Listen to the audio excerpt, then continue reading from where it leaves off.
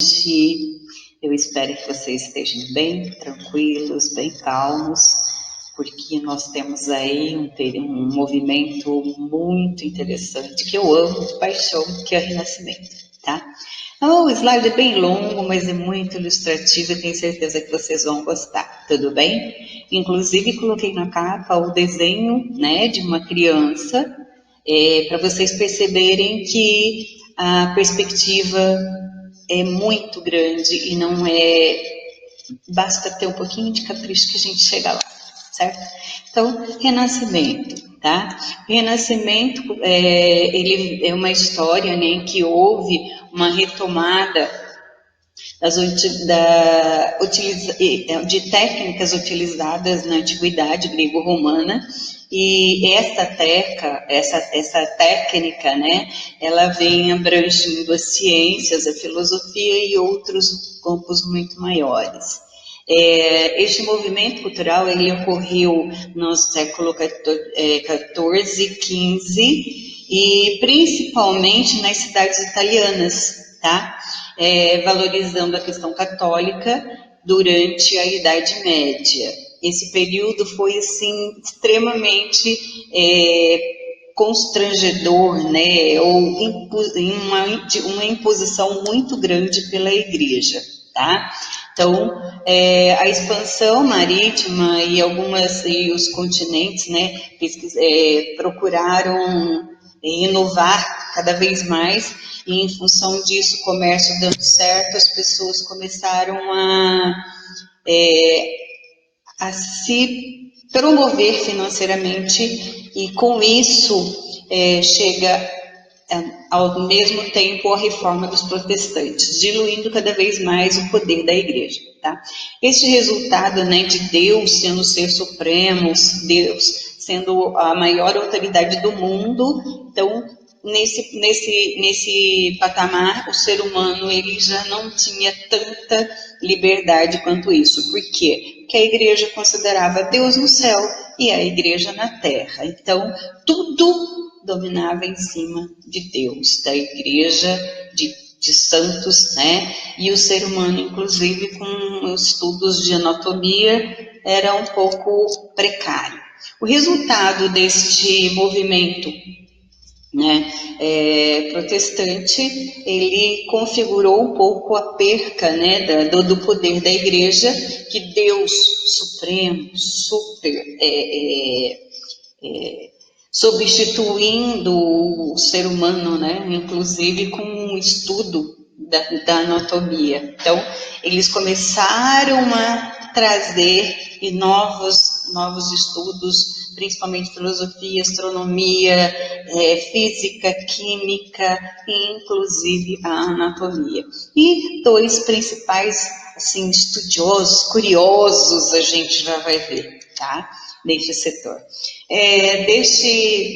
Deste retrato, né, a economia, assim, cada vez melhor, a eliminação essas pessoas começaram a contribuir com a arte por meio de explorar certas cenas, né, da vida na Terra. Então, com as perspectivas cada vez melhores de estudo, né, pessoas extremamente curiosas neste período, e com isso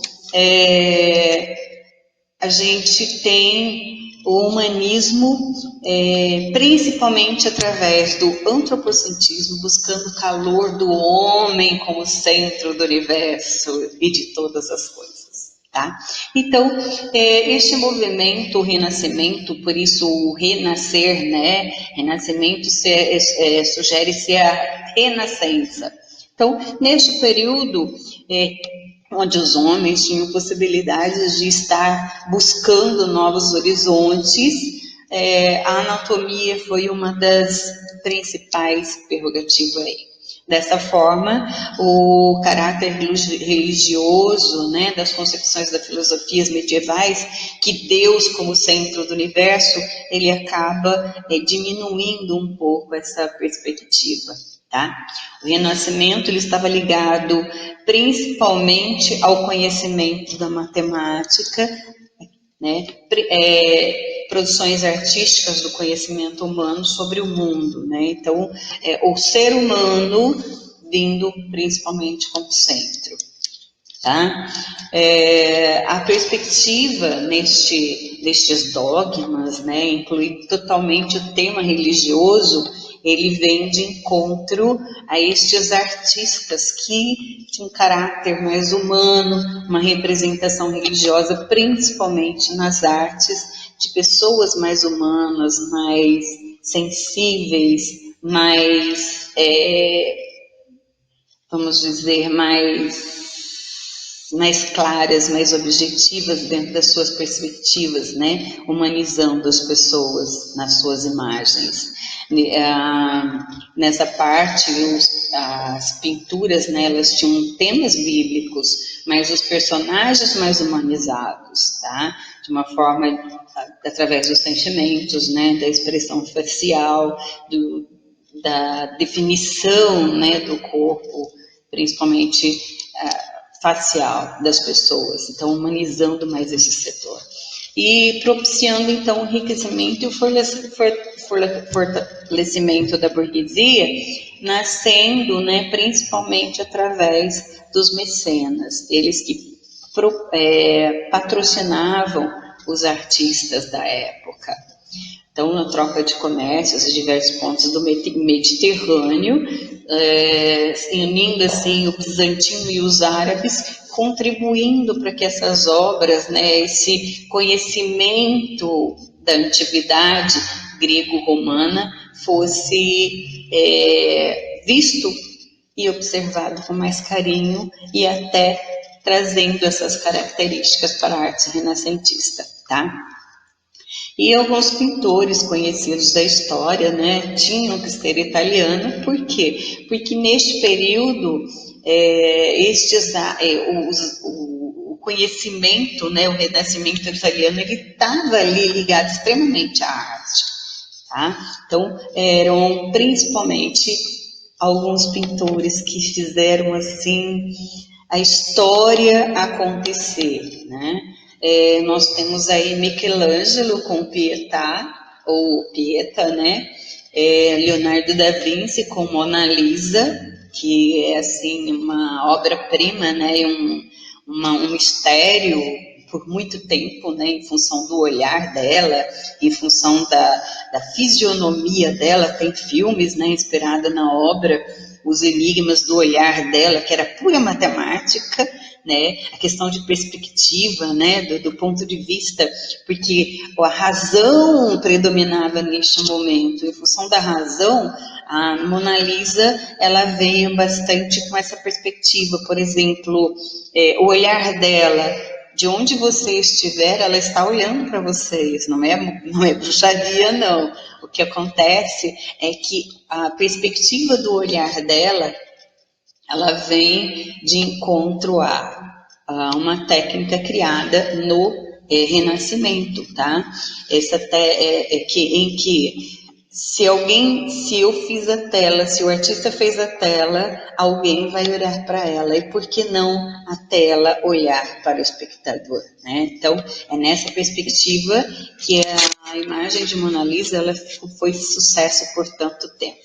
E aí nós temos também de Michelangelo, né, uma das obras-primas, assim, fantásticas, inclusive que soltou muita inveja em Leonardo da Vinci, que é a obra de Davi, tá? Então, a obra de Davi é uma obra onde todos que vão à França precisam chegar e olhar para essa obra, porque ela é fantástica.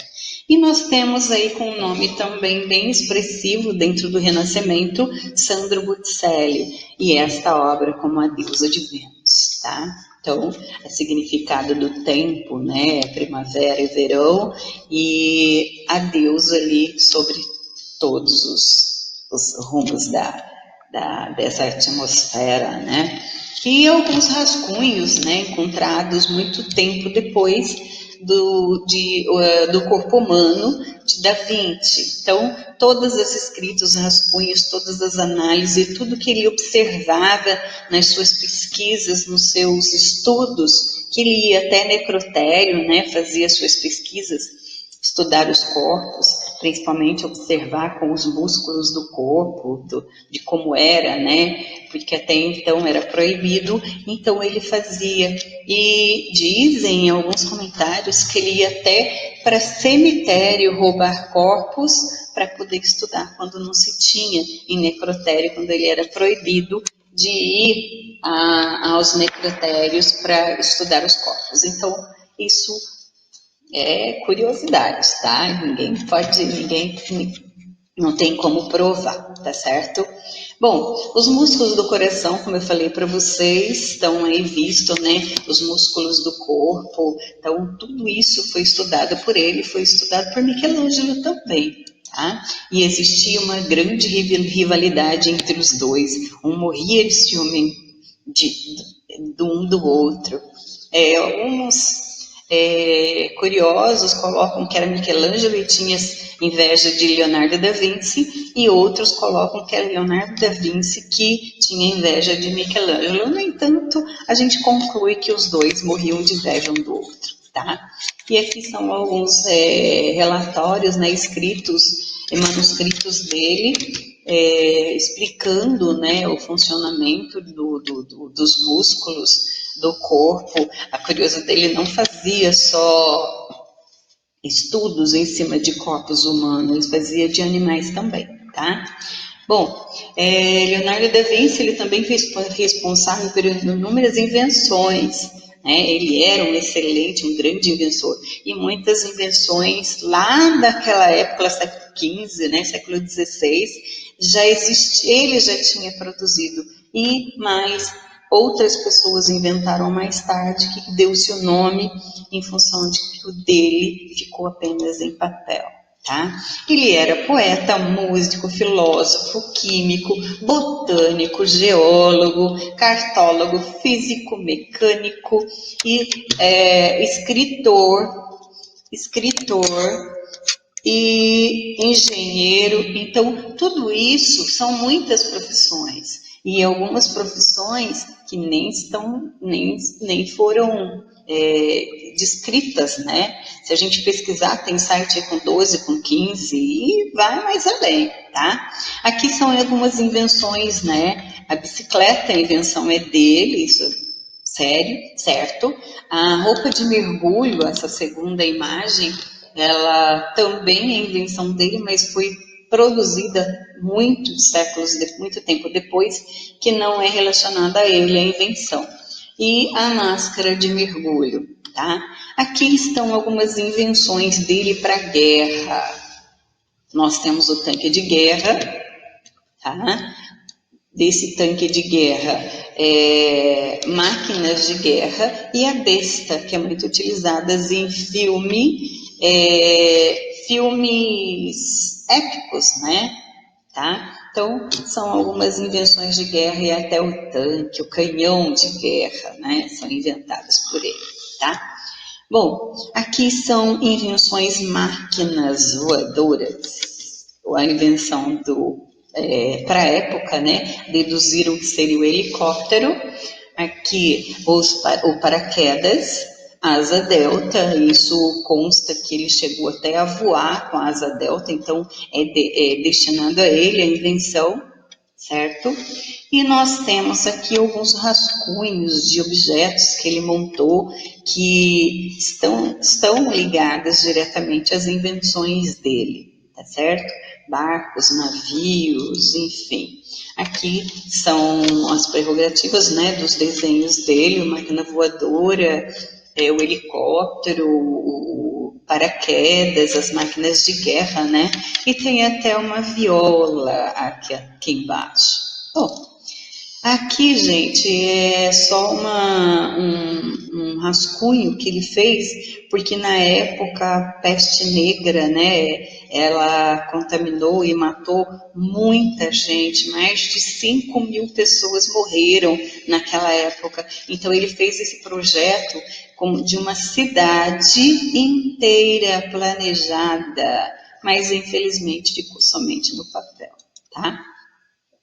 Nós temos como também, além de Mona Lisa, nós temos a Última Ceia, né? Que foi onde Cristo foi a última vez que Cristo se reuniu com todos os apóstolos, certo? Neste período, como estudo de matemática e perspectiva era uma das principais representações, Cristo no centro e os apóstolos divididos ao meio, né? Então, a obra completamente em equilíbrio, tá? Esta obra aqui também foi fonte de inspiração para o filme por um filme extremamente famoso, né? Do Código da Vinci. Então, aqui eu coloquei essa imagem que é mais elaborada para vocês terem ideia de como era, né, o centro, né? Aqui os apóstolos se dividiram seis cada lado. Apóstolos eram os seguidores de Cristo. Quem não sabe, eu acho que todos vocês já sabem disso, tá? Então, no filme, eu até sugiro que vocês assistam, existem vários enigmas, né? Que vocês percebem algumas coisas reais, algumas coisas não, mas é um filme muito interessante, tá? E a obra Mona Lisa